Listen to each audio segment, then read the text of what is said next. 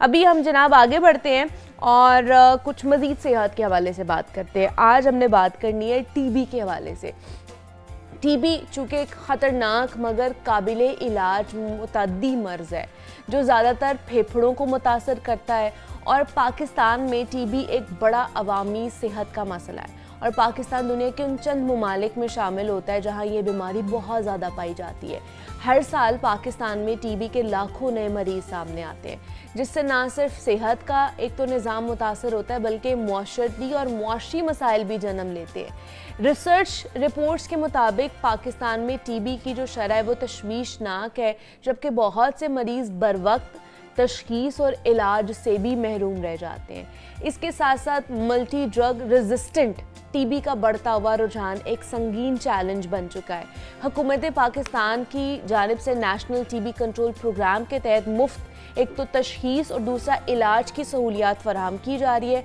ताहम बीमारी पर मुकम्मल काबू पाने के लिए मज़ीद तहकीक चाहिए, हमें अवामी आगाही चाहिए और निजी और सरकारी शोबों के बाहमी ताउन की अशद ज़रूरत है, जिसके हवाले से इस टीबी के ऊपर कंट्रोल पाया जा सकता है। तो उसी को आज हम एड्रेस करने की कोशिश करेंगे, टीबी को जानने की कोशिश करेंगे, ये मर्ज़ है क्या, किस तरह इसका इलाज करवाया जा सकता है। और बहुत से मुख्तलिफ चीज़ें, बहुत सी कन्फ्यूजन्स हमारे सामने आ रही होती हैं रिगार्डिंग दिस डिज़ीज़ कह सकते हैं, कंडीशन कह सकते हैं, इस मसले के हवाले से, तो उनको भी एड्रेस करने की कोशिश करेंगे। प्रोफेसर डॉक्टर इरफान मलिक हमारे साथ स्टूडियोज़ में मौजूद है जो कि पल्मोनोलॉजिस्ट है, उनसे बात करते हैं। डॉक्टर इरफान, आपको वेलकम कहते हैं। जागो लाहौर में कैसे आप? ठीक ठाक है? मैं भी बिल्कुल ठीक ठाक। डॉक्टर इरफान, टीबी के हवाले से आज हमने बात करनी है। टीबी क्या है और क्या ये मर्ज एक से दूसरे को भी लग सकता है, ये एक से दूसरे को भी फैलता है? देखिए, एक बात है, वैसे आपको इंटरेस्टिंग फिनोमेना बताऊं कि टीबी से ही पल्मोनोलॉजी बनी है। जो स्पेशलिटी जो पल्मोनॉलजी थी, इसका एवोल्यूशन टीबी से होता था। इससे पहले हर हॉस्पिटल में टीबी वार्ड होते थे, हर हॉस्पिटल में, हॉस्पिटल में।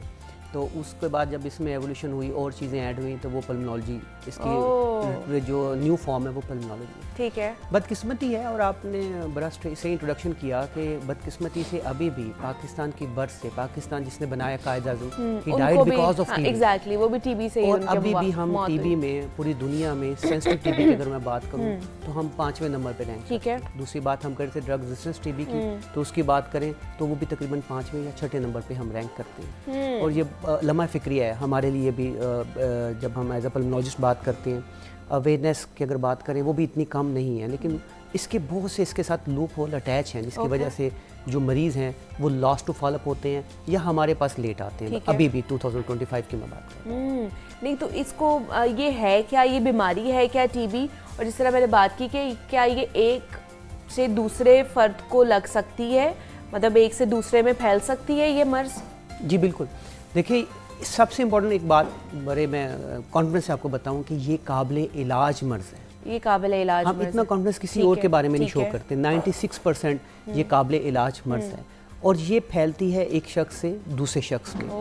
और जब तक ये पेशेंट हमारे पास आता है तो एक शख्स को अगर टीबी है तो वो 1 साल में 10 से 15 लोगों को ऑलरेडी फैला चुका है। This is most important issue. ठीक है, और इसकी अलामत जो हैं, अगर हम उस तरफ आएंगे तो वो अलामत इनिशियली यूजुअली हम मास्क कर देते हैं, लेटर ऑन जब वो कॉम्प्लिकेट करती हैं तब वो मरीज़ हमारे पास क्लासिकल फॉर्म के साथ प्रेजेंट कर रहा होता है। तो ये होती, इसकी वजूहात क्या हैं, किस वजह से टीबी जो है ना, ये मर्ज़ जो है ना, ये होना शुरू होता है हमें? देखें, टीबी का और गुर्बत का बड़ा गहरा ताल्लुक सबसे बड़ी इशू है। हम अगर अभी भी देखें किसी भी मेन शहर में चले जाएँ तो वहाँ पर जो मज़दूर तबका है अभी भी वो एक कमरे में 8-8, 10-10 लोग रह रहे हैं।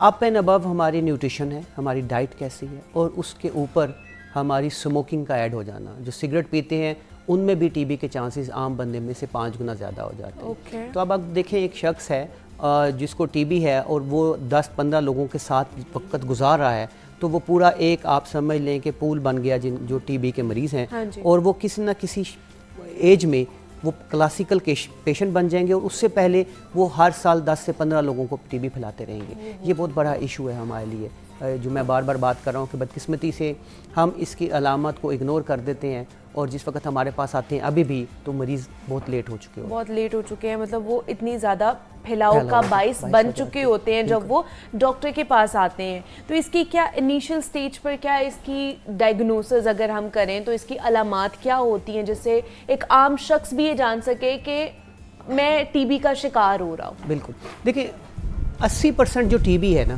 वो फेफड़ों को बिलोंग करती है, यानी लंग्स से। हाँ जी, ओके। लेकिन कोई ऑर्गन ऐसा नहीं जिसको टीबी ना हो अदर देन नेल और स्किन, ये याद रखिए। हमने आंखों की टीबी भी देखी है, हमने हार्ट की टीबी भी देखी है, हमने इंटेस्टाइन की टीबी भी देखी है, ब्रेन की टीबी भी देखी है, बोन की टीबी भी देखी है, name any organ, lymph node की टीबी भी देखी है।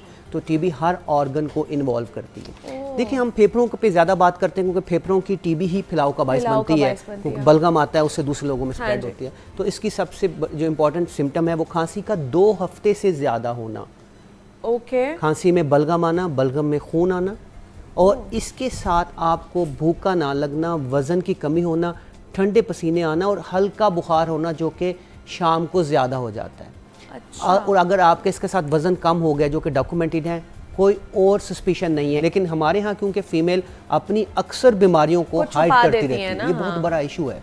देखिए तभी मैंने आपको कहा कि जब हमें एक घर में एक मरीज पॉजिटिव मिलता है, अब हम क्या करते हैं, उन सब के वो एक्सरे करवा लेते हैं और वहाँ पे हम उनको फाइंड करते हैं। अच्छा, दूसरा उन्होंने कहा अगर शुगर है और साथ टीबी हो जाती है तो उसका क्या करें? अच्छा, important, sugar is a risk factor for TB. जिनको शुगर है उनमें टीबी की प्रोबेबिलिटी ज्यादा है। कुछ प्रॉब्लम की बात नहीं है, वो दवाई ले, क्योरेबल वो भी हैं, कोई मुश्किल नहीं है। बट दवाई के साथ जब हम शुगर की दवाई टीबी की दवाई ले रहे होते हैं तो शुगर की दवाई को एडजस्ट करना होता है। तो वो टीबी वाला डॉक्टर भी कर देता है, या वो शुगर वाला डॉक्टर अगर आपका कोई रेगुलर है तो उसको एडजस्ट कर लेता है। This is not challenging for us to treat this TB. ठीक है जी, तो इसका मतलब ये है कि अगर आपको टीबी हो जाता है तो वो काबिल इलाज मर्ज है, उसे घबराने की ज़रूरत नहीं है। बस ये है कि आप टाइमली डॉक्टर के पास जाके अपना इलाज करवाएं और अपनी ज़िंदगी जो है वो अच्छे तरीके से गुजारें। डॉक्टर इरफान मलिक हमारे साथ मौजूद है। Doctor Irfan, thank you so much कि आप आए, इसके ऊपर बात की। ब्रेक लेते हैं, मिलते हैं इस ब्रेक के बाद।